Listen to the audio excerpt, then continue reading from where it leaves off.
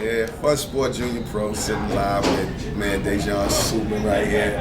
Definitely a Funsport alum. Probably the most notable alum because you got the scoring record in here, 58 points in one game. Yeah, it was a little vicious onslaught. Why don't you talk about that experience? Well, from when I like Junior Pros, make sure you maintain a great point average so you can play. So I just thank Rick and you for giving me an opportunity to show my talents and stuff like that. But that game was crazy. I had about 37 at the half. So, like, people in the crowd was telling me to try to go for 60, but you know, I missed the 2 free throws at the end and lose the game, but that still was an amazing game. So yeah. Who did you play against? I don't remember. To be honest, I don't remember. Yeah, there's a lot of big point games. I was only in the 6th grade, so you know I didn't remember. 58 in the 6th grade. Yeah, that's something. Like, some of these young cats don't know how to get even 30 points. You know what? But because you said that, how do you get 58 points? Because it's not all on offense. Well, the main part of basketball is defense. Your defense sets up your offense. Because a lot of people, like, during the games, don't have a good shooting game or can't get the ball, hit the ball, get turnovers and stuff like that. But on defense can make your scoring productive. That's a good point. The way to get 30, you got to get a few steals, some free Rebounds. throws, offensive rebounds, defensive rebounds. And your teammates also can help you get your points too. You buy backdoor cuts, you back stuff like that. Okay. Now, you played in junior pros how many years? I think I played three or 4 years in junior pros. They had some good players such as Kyle Anderson, Dingle, Kerwin. That's when the junior pros was mean. Yeah. And did it help you be able to compete aggressively against that caliber of player now? Well, it helped me a lot because I was basically one of the main players on my team. And if you was to get blown out in the junior pros, that's spread around the city like crazy. So, you know, every game was a hard game. And the fact that you won the props around the city, junior pros is the tournament you wanted to be in, besides ISA. Right. So, and I'm glad guys like you still come back and contribute, teach these young dudes, because what I see now is y'all grown up as young gentlemen. That's probably the most thing that we're probably most proud of, you know? Like, you came in, where was you before you came here? I'll let you say. oh man, I was just one of the kids that just played around the neighborhood. I really didn't really take basketball that serious. I'm not talking about that. I'll let you get back to that. I'm talking about where were you this morning?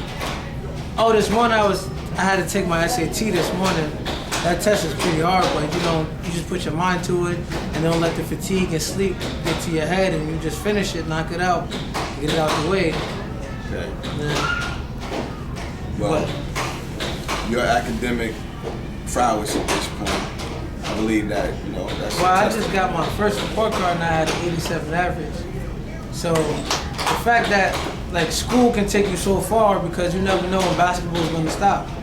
So you always got to have a second plan to go somewhere else. Without books, you can't do anything. Absolutely. So That's good to hear from you, man. That's good to hear. You need to spread that word. We're going to tweak that. Without books, you go nowhere. All the fuel out the tank. there's a lot of players in New York City basketball that think just basketball is going to get you through, and it's not, because without books, there's no working life, there's no nothing. You just have basketball. Now, God forbid anybody breaks their leg, they can't do nothing. They have no books. So Right. where they gonna go? Well, I see some of your peers out here that didn't take books as serious, you know, and now you're about to graduate this year, you know, and unfortunately, everyone has to, you know, either move on or get left behind.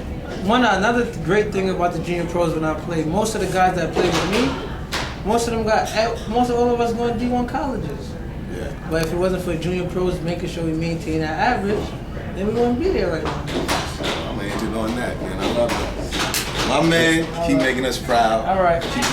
So, all right, what's next for you as far as the next level recruiting process? Well, colleges, I have Central Florida, Temple, Western Kentucky, UNLV, San Diego State, and schools in no matter, but it's not really about the name across your chest, it's where you're gonna play at. So a lot of young fellas out here think, oh, Duke, everybody wanna go to Duke, North Carolina, UConn. It's not always about where the name on your chest, it's about how the person or the coach is gonna use you, and the staff and the fans and stuff like you and stuff like that. Yeah, that sound like you made doing your homework. Any favorites? Any front runners? Nah, not really. I don't have favorites. Well, I went to Central Florida's Midnight Madness. It was a great experience out there because Central Florida is one of the biggest universities in the world. So, like, to be there, like, you gotta stay focused because things out there is crazy.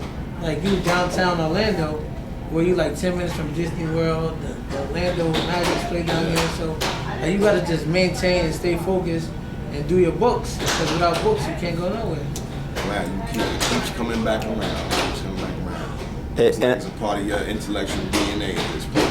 I like that. And I'll just jump in, like the transfer process now going into Lincoln into your senior year, joining a well-established program. What's some of your goals entering this year to set yourself up for college? Lincoln we didn't win a championship since '09. So going into Lincoln first is books, but we trying to win a state championship because they didn't win a state championship since '08. And we got the team to do it. We got Isaiah Whitehead, Shaquille Davis, Tafari Whittingham. So we got the pieces to win. We just gotta mesh it together. And there's one more important piece. Yeah, I don't want to let that out yet. That you gonna let this out on camera? Because I feel like I don't know this, but I feel like something going on around me that I don't know. Let that one out the box. That's some nice company. I heard little Birdie talking to me. What you say, Birdie? I got you. We're gonna hold that. Next interview. All right.